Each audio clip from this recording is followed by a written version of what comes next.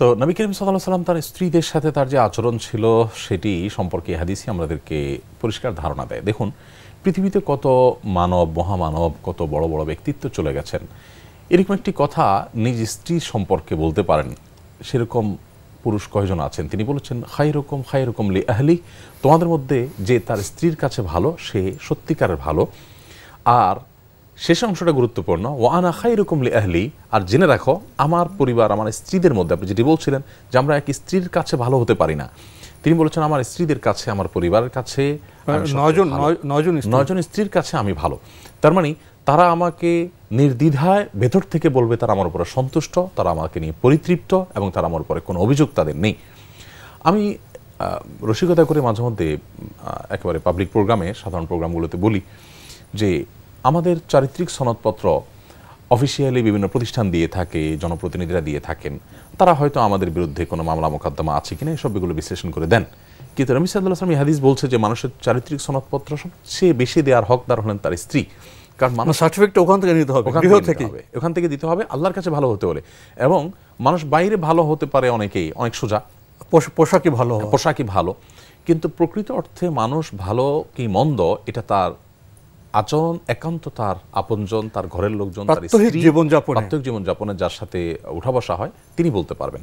নবী সাল্লাল্লাহু আলাইহি ওয়াসাল্লাম কত জোর গলায় বলতে পারছেন যে আমি আমার স্ত্রীদের কাছে, আমার 9 জন স্ত্রীর কাছে আমি তোমাদের মধ্যে সবচেয়ে ভালো। অর্থাৎ তোমরা কেউ তোমাদের স্ত্রীদের কাছে এতটা ভালো হতে পারোনি, আমি আমার স্ত্রীদের কাছে যত ভালো। দেখুন, এখনো অনেক পুরুষ আছেন যে বুকে হাত দিয়ে বলতে পারবেন না যে তার স্ত্রীকে জিজ্ঞাসা করলে তার স্ত্রী তাকে নির্দ্বিধা বলবেন, হ্যাঁ আপনার মতো মানুষ হয় না, আমি খুবই খুশি আপনার উপরে। তো এই জিনিসটা পেতে হলে একজন স্বামী তার স্ত্রীর সাথে কেমন আচরণ করতে হবে সেটা বলাই বাহুল্য। আমরা কিছু খণ্ড খণ্ড বিষয় উল্লেখ করতে চাই। নবী করিম সাল্লাল্লাহু আলাইহি সাল্লাম, আল্লাহ রাব্বুল আলামিন তাকে কোরআনে জানিয়েছেন যে আল্লাহ তাআলা স্ত্রী এবং জীবনসঙ্গিনী কেন দিয়েছেন, লিতাসকুনু ইলাইহা, যাতে করে স্ত্রী এবং জীবনসঙ্গিনীর কাছে গিয়ে মানুষ প্রশান্তি লাভ করতে পারে। আমরা একেবারে শুরু থেকে যদি দেখি, হেরা গুহায় নবী সাল্লাল্লাহু আলাইহি সাল্লাম যখন জিবরিলকে দেখে ভীত হয়েছেন, সন্ত্রস্ত হয়েছেন এবং কষ্ট পেয়েছেন, তিনি দৌড়ে এসেছেন তার স্ত্রীর কাছে। কতটা আপন হলে, সম্পর্ক কতটা ভালো থাকলে, কতটা বড় মুখ থাকলে আমার জীবনের সবচেয়ে কঠিন সময়গুলো আমার সবচেয়ে আপনজন মনকে স্ত্রীর কাছে আমি শেয়ার করছি, এবং স্ত্রী আবার সান্ত্বনা দিয়ে নবী সাল্লাল্লাহু আলাইহি সাল্লাম জীবন সঙ্গিনী কেমন ছিলেন যে তিনিও নবী সাল্লাল্লাহু আলাইহি সাল্লাম বক্তব্যটা রাখলেন সেই বিশেষ মুহূর্তে ফেরেশতার সেই যে বিশাল অবয়ব ভয় পাওয়ার মতো আসলেন, স্ত্রী সান্ত্বনা দিলেন, এবং সে বিশেষ মুহূর্তে নবী সাল্লাল্লাহু আলাইহি ওয়াসাল্লাম সম্পর্কে ওনার স্ত্রী খাদিজা রাদিয়াল্লাহু তাআলা আনহা যে বক্তব্য দিয়েছেন, ঐতিহাসিক বক্তব্য, সে প্রসঙ্গে একটু বলবেন। নবী সাল্লাল্লাহু আলাইহি সাল্লামকে তিনি সান্ত্বনা দিয়ে বলেছেন যে কাল্লা লা ইয়াখজিকাল্লাহু আবাদা, দেখুন আপনি যে ভয় পাচ্ছেন, আপনি মোটেই ভয় পাবেন না, আল্লাহ তাআলা আপনাকে কখনো অপমানিত করবেন না, লাঞ্ছিত করবেন না। কারণ ইন্নাকা তাহমিলুল কাল, আপনি মানুষের বোঝা নিজের মাথায় বহন করে নেন। কত বড় কথা! আপনি মানুষের উপকার করেন, পরোপকারী মানুষ আপনি মেহমান নওয়াজি করেন, মেহমানের মেহমানদারি করেন, এবং আপনি বিপদগ্রস্ত মানুষের পাশে দাঁড়ান। কোনো মানুষের অধিকার কেউ খর্ব করতে গেলে, নষ্ট করতে গেলে আপনি তার অধিকার উদ্ধার করার কাজে নিজেকে নিয়োজিত করেন। যিনি এতটা মানবিক হন, এতটা পরোপকারী হন, আল্লাহ তাআলা তাকে কখনো লাঞ্ছিত করবেন না।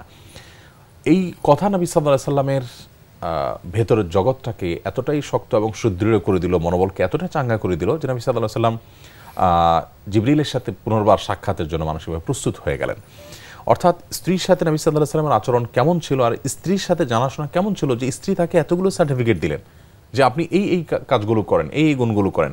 আমরা হয়তো আজকাল অনেকেই আছি যারা আমাদের স্ত্রীদের কাছ থেকে সার্টিফিকেট নিতে গেলে স্ত্রীরা আমাদেরকে ভালো বললে বলবে, তবে তোমার এই সমস্যা, ওই সমস্যা হয়তো 10টা পয়েন্ট তিনি বলে দিবেন। হয়তো কোনো স্বামী সাহসই করবে না তুমি আমাকে সার্টিফিকেট দাও এটা বলার। হয়তো স্ত্রী এটা শুনলেও হয়তো হেসে দিবেন যে তোমাকে সার্টিফিকেট দিতে যাবো মানে তোমার প্রহসনের মতো মনে হয়। তো নবী সাল্লাল্লাহু আলাইহি সাল্লামের আচরণ ছিল এই যে তিনি তার স্ত্রীদের কষ্টে তাদের পাশে থাকতেন, তাদেরকে সান্ত্বনা দিতেন, এবং সান্ত্বনা দিতে গিয়ে অন্য কাউকে আবার কষ্ট দিতেন না। হাফসা রাদিয়াল্লাহু তাআলা আনহা, তিনি একবার সফিয়া রাদিয়াল্লাহু তাআলা আনহাকে একবার একটা কথা বলেছিলেন, সফিয়া রাদিয়াল্লাহু তাআলা কষ্ট পেয়েছেন, তুমি ইহুদির মেয়ে, বলেন যে তুমি ইহুদির মেয়ে। আসলে তো বংশানুক্রমিকভাবে তার পূর্বপুরুষ ইহুদি ছিলেন, অর্থাৎ নবীরা ছিলেন, মুসা আলাইহিস সালাম, হারুন সালামের বংশধর তিনি, সেই জায়গা থেকে বলেছেন ইহুদির মেয়ে।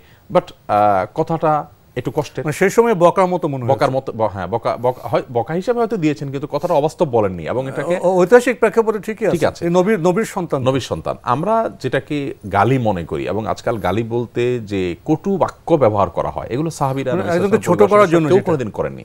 যাই হোক, কথা বলার পর সাফিয়া রাদিয়াল্লাহু তাআলা আনহা নবী সাল্লাল্লাহু আলাইহি ওয়াসাল্লামের কাছে এসে বললেন, ইয়া রাসূলুল্লাহ, হাফসা আমাকে ইহুদির মেয়ে বলেছে। তিনি কষ্ট পেয়েছেন, কাঁদছিলেন। নবী সাল্লাল্লাহু আলাইহি ওয়াসাল্লাম চিত্রটা কেমন মানে নবী সাল্লাল্লাহু আলাইহি ওয়াসাল্লাম সংসার, 9 জন স্ত্রী, একজন স্ত্রীর বিরুদ্ধে অভিযোগ করলেন, এটা তো আসল বিচারালয়। জি, কার পক্ষে নেবেন, কিভাবে বলবেন, ভাষাটা কি ছিল, ভঙ্গিমাটা কি ছিল, এখানে কিভাবে ব্যালেন্স করবেন এবং কিভাবে সমন্বয় সাধন প্রবোধ দেবেন, শান্ত করবেন, এবং উভয় মানে একজনকে সন্তুষ্ট করতে গিয়ে, শান্ত করতে গিয়ে আরেকজন কষ্ট না পান, মানে কত কঠিন একটা জায়গা। কিন্তু নবী সাল্লাল্লাহু আলাইহি ওয়াসাল্লাম এত চমৎকারভাবে, এত সহজে এটা সমাধান দিলেন, দিয়ে বললেন যে দেখো সাফিয়া, তুমি নবীর মেয়ে, আবার নবীর ভাতিজি, আবার নবীর স্ত্রী, 3 জন নবীর সাথে তোমার সম্পর্ক রয়েছে। হাফসার কি সেই গৌরব আছে? হাফসা কিভাবে তোমার সাথে গর্ব করতে পারে? তিনি নবীর মেয়ে বলতে হারুন আলাইহিস সালামের বংশধর সেই হিসাবে বলেছেন, আবার নবীর ভাতিজি বলতে মুসা আলাইহিস সালামের ভাতিজি সেই হিসাবে বলেছেন ওই বংশের হওয়ার কারণে, আবার নবীর স্ত্রী বলতে খোদ নবী মুহাম্মদ সাল্লাল্লাহু আলাইহি ওয়াসাল্লামের স্ত্রী। 3 জন নবীর সাথে তোমার সম্পর্ক রয়েছে, তোমার মতো এরকম গৌরব তো হাফসার নেই, সে কিভাবে তোমাকে বলতে পারে? এই কথা বলার পর তিনি মানসিকভাবে অনেক প্রফুল্ল হয়ে গেলেন এবং চাঙ্গা হয়ে গেলেন। পাশাপাশি তিনি হাফসা রাদিয়াল্লাহু তাআলা আনহাকেও শাসন করতে ভুলেন নাই। কিন্তু শাসনের ভাষাটা কি ছিল, কত গভীর ছিল। একটি বাক্য শুধু বলেছেন যে হাফসা ইত্তাকিল্লাহ, তুমি আল্লাহকে ভয় করো। এখানে আমাদের থামা দরকার। আচ্ছা, আমাদের গৃহে কি তর্ক বিতর্ক বিতণ্ডা হয় না? আমরা কি শাসন করতে গিয়ে আল্লাহর বান্দা হিসেবে শাসন করতে পারি? প্রথমত শাসন করতে গিয়ে আমরা পক্ষপাতে দুষ্ট হই, এবং শাসন করতে গিয়ে আমরা অহংকারে মত্ত হই। ফলে যথা বিষয়ে যথা শব্দ আমরা চয়ন করতে পারি না, যথা বাক্য আমরা উচ্চারণ করতে পারি না। ফলে ঝগড়া মেটাতে গিয়ে আমরা ঝগড়ার আরো বর্ধন করি, বিকাশ ঘটাই। এখানে একটি মাত্র কথা যে হাফসা আল্লাহকে ভয় করো, এটা একটু ব্যাখ্যা করবেন, এই কথার মধ্যে কি আছে? দেখুন, আল্লাহকে ভয় করা এটা হলো সকল অন্যায়, সকল অপরাধ, সকল ত্রুটি বিচ্যুতি, এই সবগুলোকে নিয়ন্ত্রণ করার মূল চাবিকাঠি।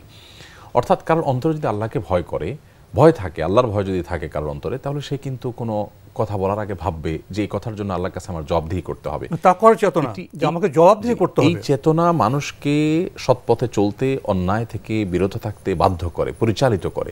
এবং এই চেতনা যদি মানুষ সচেতন হয়, চৈতন্য হয়, তাহলে সেক্ষেত্রে সেই মানুষকে কোনো সিসি ক্যামেরা দিয়ে আর মনিটর করতে হবে না।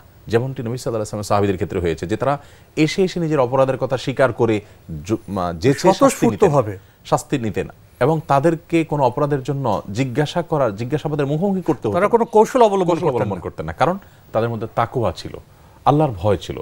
আমার মধ্যে যখন আল্লাহর নিকট জবাবদিহি তার বোধ থাকবে, আল্লাহ আমাকে দেখছেন, মনিটর করছেন, আমি তার নিয়ন্ত্রণের বাইরে নই, এই বিবেচনা, এই উপলব্ধি যখন আমার মধ্যে থাকবে, তখন আমি আপনি ভালো মানুষ হয়ে যাব।